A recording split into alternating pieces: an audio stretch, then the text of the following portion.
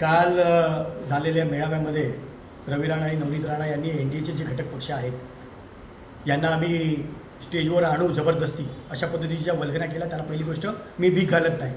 दुसरी गोष्ट मी सांगू इच्छितो की या ठिकाणी महाराष्ट्रामध्ये आणि देशामध्ये युती शिवसेना आणि भारतीय जनता पार्टीची, ही युवा स्वाभिमानची युती नाही आहे.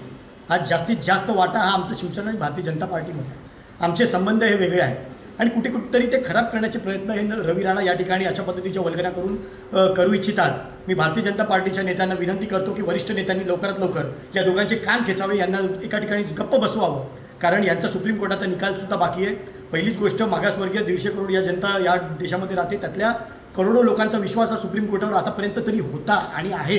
परंतु नवनीत राणा आणि रवी राणा या मेळाव्यामार्फत असं दाखवू इच्छितात की सुप्रीम कोर्टाला आम्ही ग्राह्य धरत नाही आणि सुप्रीम कोर्टाच्या निकालाला आम्ही भीक घालत नाही, कारण सुप्रीम कोर्ट आमच्या खिशामध्ये आणि कुठेतरी निकाल लागला आहे अशा पद्धतीची भावना त्यांनी व्यक्त केलेली आहे त्यांच्या याच्यातून मेळाव्यामार्फत. आणि त्यामुळे भारतीय जनता पार्टीच्या नेत्यांना खऱ्या अर्थानं हे लक्षात घेण्याची गरज आहे की संपूर्ण देशामध्ये याचा नेगेटिव्ह प्रचार होण्याची शक्यता आहे की सुप्रीम कोर्ट कुठेतरी मॅनेज केलं गेलं आहे आणि त्यामुळे यांना कुठेतरी शिक्षा झालीच पाहिजे. नवनीत राणा आणि रवी राणावर कुठेतरी कारवाई झाली पाहिजे आणि विचार केला गेला पाहिजे. मला माहिती आहे भारतीय जनता पार्टीचे पदाधिकारी नक्की यावर विचार करतात.